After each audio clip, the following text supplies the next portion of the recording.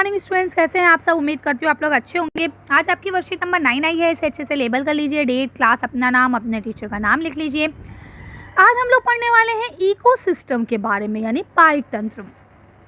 तो बोलते just think, जरा सोचिए, why are leaves of cactus plant in the form of thorns, यानी कि वो कांटों की फॉर्म में क्यों होते हैं कैक्टस की जो लीफ होती है। या why is camel called ship of the desert, यानी कि कैमल ऊंट को जंगल का रेगिस्तान का जहाज क्यों कहा जाता है। Why are the leaves of lotus plant flatted, यानी कि लोटस का जो पौधा होता है उसकी जो पत्तियां हैं वो चपटी क्यों होती हैं। Why are the frog found near water, यानी फ्रॉग जो है वो पानी के करीब क्यों पाए जाते हैं। Why do people living in coastal area mainly eat fishes, यानी कि वो लोग जो कोस्टल एरिया के पास रहते हैं वो लोग फिश को ही क्यों खाते हैं। कभी आपने ये सब सोचा है? यस, हमने सोचा है। तो क्या है, देखिए ये सब चीज़ें जो है डिपेंड करती हैं कि आप कैसे पारिक तंत्र में, कैसे इकोसिस्टम में रह रहे हैं। ठीक है, तो देखिए यहाँ आपको आंसर बताया जाएगा। तो देखिए यहाँ लिखा है the animal, the vegetation and the way people living vary from place to place, यानी जानवर, पेड़ पौधे और इंसान की ज़िंदगी जीने का तरीक़ा जगह जगह के हिसाब से अलग है, वेरे है, डिफरेंट है। ठीक है, आप यहाँ हैं, आप अलग तरह से, अब देखिए हम दिल्ली वाले लोग हैं, हमारी ज़िंदगी अलग है। क्या हमारी ज़िंदगी एक गांव के जैसे लोगों जैसी हो सकती है? नहीं हो सकती। या गांव वाले लोग हमारी जैसी ज़िंदगी जीने के बारे में सोच सकते हैं? बिल्कुल नहीं सोच सकते। इनफैक्ट जो मेरे नाना नानी है, अगर मैं उनसे कहती हूँ कि आप मेरे साथ दिल्ली में रहिए, तो वो कहते हैं भाई हमें तुम्हारे छोटे से ना डिब्बी भर के घर में नहीं रहना जहाँ एक ही रूम हो। क्यों? क्योंकि आप सबको पता है गांव में कितने बड़े बड़े घर होते हैं। वहाँ पे फिर क्या है, बरांडा भी इतना बड़ा सा खुला हुआ होता है, सहन भी होता है, पेड़ पौधे भी होते हैं, सबसे बड़ी चीज़ फ्रेश एयर होती है।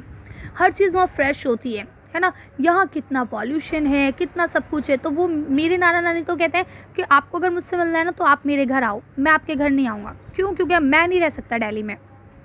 तो क्या है ये कि जैसे जैसे लोग होते हैं उनका सर्वाइव करने का, उनका जीने का सबका तरीका अलग होता है। अच्छा, और इसका रीज़न क्या है कि जैसा जलवायु है, ये तो मैंने आपको बहुत कॉमन सा एक एग्जाम्पल दिया है। यहाँ पे जो मेन बात हो रही है वो हो रही है आपके लैंड फॉर्म की। आप सब जानते हैं कि हमारे भारत में कितने प्रकार की ज़मीनें पाई जाती हैं। कहीं पे पहाड़ है, कहीं पे रेगिस्तान है, कहीं पे आप देखें सूखा है बिल्कुल, कहीं आप देखें जैसे अपनी दिल्ली वाली ज़मीन है जिसे हम प्लेन एरिया कहते हैं। कुछ ऐसी जगहें भी हैं जो समंदर के किनारे हैं, है ना। तो अलग अलग एरिया, जैसे जैसे ज़मीन होती है वैसे ही वहाँ की मौसम होता है, जलवायु होती है, उसी हिसाब से वहाँ पे लोग रहते हैं, उसी हिसाब से वहाँ पेड़ पौधे और जानवर पाए जाते हैं।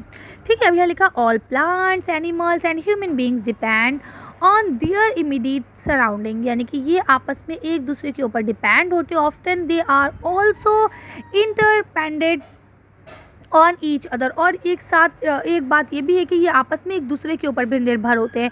जैसा आप सब जानते हैं भाई, हमें ऑक्सीजन कौन देता है? पेड़ देता है। पेड़ को कार्बन डाइऑक्साइड कौन देता है? हम देते हैं, है ना। अगर हम कार्बन डाइऑक्साइड छोड़ना बंद कर दें तो क्या पेड़ जिंदा रह पाएगा? नहीं रह पाएगा, क्योंकि उसे कार्बन डाइऑक्साइड नहीं मिलेगी। या अगर पेड़ ने ऑक्सीजन देना बंद कर दिया तो क्या हम सांस ले पाएंगे? नहीं ले पाएंगे, है ना। तो ये बहुत छोटे छोटे मैं एग्जाम्पल देके आपको समझा रही हूँ ताकि आपको बात अच्छे से क्लियर हो जाए। तो इसका कहने का क्या अर्थ है? अर्थ ये है कि हम सब कहीं ना कहीं, चाहे छोटा वे हो चाहे बड़ा हो, हम एक दूसरे पे क्या है, डिपेंड है, एक दूसरे पर निर्भर है। और यही relation, this relation between the living organism as well as relation between organism, जो आपके दूसरे ऑर्गेनिज्म हैं जो ज़िंदा नहीं है, they are surrounding from an ecosystem. और इसी सब चीज़ों को मिला के हम लोग क्या कहते हैं? इकोसिस्टम कहते हैं। अब देखिए यहाँ लिखा है an ecosystem has all the factor that interact in specific area, यानी कि जो इकोसिस्टम है उसमें वो सारे फैक्टर्स, वो सारी चीज़ें मौजूद होंगी जो एक स्पेसिफिक एरिया के लिए ज़रूरी हैं। वेदर दे आर बायोटिक और अबायोटिक, चाहे वो जीवित हो चाहे वो अजीवित हो। Every species ecosystem in the world has its own condition created by intermediate objects, यानी कि आप कहते हैं कि हर इकोसिस्टम को बनने के लिए, हर इकोसिस्टम को कायम होने के लिए एक जैसा वातावरण या एक ही जैसी चीज़ें नहीं चाहिए होती हैं। सबका अपनी अपनी ज़रूरत है और सबको क्रिएट होने के लिए अपनी अपनी कंडीशंस हैं। those conditions determine what kind of living things will be able to live there, यानी कि और यही conditions बताती हैं, वही conditions मदद करती है बताने में कि किस प्रकार के लोग या किस प्रकार के जो भी हैं यहाँ रह पाएंगे। organism can flourish only where their need are meet, यानी कि वो जगह जब उन्हें ज़रूरत होती है तब आपस में एक दूसरे से मिलते हैं। They could be an ecosystem, a large rain forest, grass land, desert, mountain, lake, river, ocean and even a small pond. ये सारी चीज़ें एक छोटा सा तालाब भी आपका एक इकोसिस्टम रखता है अपने अंदर, है ना। Human also used their distract to create artificial ecosystem like aquarium, plantation and garden यानी पार्क्स। अब क्या बोलते हैं कि ये तो कुदरती हो गए, ऊपर जो भी हमने पढ़े ये सारे कुदरती इकोसिस्टम हो गए, लेकिन इंसान ने अपने आप को खुश रखने के लिए, अपने आप की अपनी संतुष्टता के लिए कुछ आर्टिफिशियल इकोसिस्टम भी बनाए हैं। जैसे आपने देखा होगा एक्वेरियम, आपने देखा होगा प्लांटेशन करते हैं, आपने देखा होगा गार्डन बनाते हैं, पार्क बनाते हैं, है ना।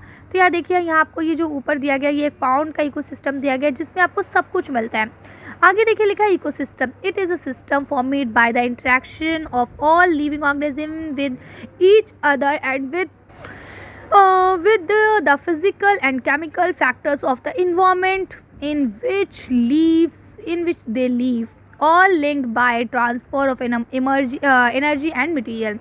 तो अब क्या बोलते हैं कि इकोसिस्टम एक ऐसा सिस्टम है और ऐसे बनता है कि इसमें सारे जानदार चीज़ें जो है वो एक दूसरे पर डिपेंड होती है, चाहे वो फिज़िकली हों चाहे वो केमिकली हों, दोनों तरह से वो एक दूसरे पर डिपेंड होते हैं और इसके इन्वायरमेंटल फैक्टर्स भी होते हैं और यही सब कारण हैं। इसी में हम लोग एक दूसरे पर निर्भर रह के ज़िंदा रहते हैं, एक दूसरे से लिंक्ड होते हैं और क्या करते हैं, अपने एनर्जी मटेरियल एक दूसरे को ट्रांसफ़र करते रहते हैं। ये आप लोग डिटेल में तब पढ़ेंगे जब आप आगे क्लास में आएंगे। अभी फ़िलहाल उम्मीद करती हूँ यहाँ तक आपको समझ में आ गया होगा। अब यहाँ लिखा आंसर द फॉलोइंग क्वेश्चन। पहला क्वेश्चन लिखा हाउ इज इकोसिस्टम फॉर्मेड, यानी कि इकोसिस्टम कैसे बनता है बताइए। चलिए इसका आंसर देखते हैं। तो देखिए आप यहाँ से लिखेंगे कि all animal, plants, human being ये सब आपस में एक दूसरे पर डिपेंड होते हैं और इमीडिएटली सराउंडेड करते रहते हैं और यही चीज़ें यही जो इंटरडिपेंडेंट है यही आपका क्या कहलाता है, इकोसिस्टम को बनने में निर्माण करता है। कर लेंगे। चलिए आप आगे करते हैं अगला क्वेश्चन। नेक्स्ट क्वेश्चन ये आपको लिखा है which of the following is not natural ecosystem. अब इसमें से कौन सा नेचुरल नहीं, आपको पता है इकोसिस्टम दो टाइप के, एक नेचुरल और एक ह्यूमन मेड, है ना। तो नेचुरल नहीं है तो देखिए डेजर्ट जो है वो नेचुरल है क्योंकि ये भी अल्लाह मियाँ ने बनाया है, अल्लाह पाक ने बनाया है और गॉड भगवान ने बनाया। फॉरेस्ट भी और सी भी। सिर्फ एक पार्क है जो इंसानों ने बनाया है और यही आपका नेचुरल नहीं है, इसलिए हम इसे आर्टिफिशियल कहते हैं। ठीक है, तो इसका आंसर क्या हो जाएगा, पार्क। नेक्स्ट क्वेश्चन लिखा है आपको identify the ecosystem with the help of the given hint. यहाँ आपको हिंट दी गई है mountain, desert, forest and pond. इसकी मदद से आपको आंसर देना। First fish, water, lotus and flower ये मिलेंगे कहाँ मिलेंगे, पॉन्ड में। ठीक है, यानी तालाब में। सैंड, कैमल और कैक्टस कहाँ मिलेंगे, डेजर्ट यानी रेगिस्तान में। ठीक है, डेंस फॉरेस्ट घने जंगल, वाइल्ड एनिमल जंगली जानवर और मिट्टी कहाँ मिलेगी, फॉरेस्ट में। ठीक है, अब कॉनिफर्स ट्री यानी कि ऐसे नोकीले पेड़, शेप और स्नो यानी बर्फ़ कहाँ मिलेगा, माउंटेन में। कर सकते हैं आप आसानी से। चलिए तो इसका आंसर देख के वीडियो फिनिश करते हैं। तो देखिए मैंने ऐसे बना दिया है कि फ़िश, वाटर, लोटस कहाँ मिलेगी, पॉन्ड्स में, ये डेजर्ट्स में, ये आपके फॉरेस्ट में और ये माउंटेन्स में। ठीक है, सब में ऐसे ऐड ऑन कर लेंगे आप क्योंकि इसमें एस लगाना भूल गई थी मैं, तो अब इसे सही करके लिख सकते हैं आसानी से। चलिए तो आज की वीडियो को हम यही खत्म करते हैं। आज की वर्कशीट में बस इतना ही। अगर आपको हमारी वीडियो पसंद आई हो तो प्लीज़ इसे लाइक और शेयर करें। अगर अभी तक आपने हमारे चैनल को सब्सक्राइब नहीं किया तो प्लीज़ हमारे चैनल को सब्सक्राइब करें। Thank you for watching.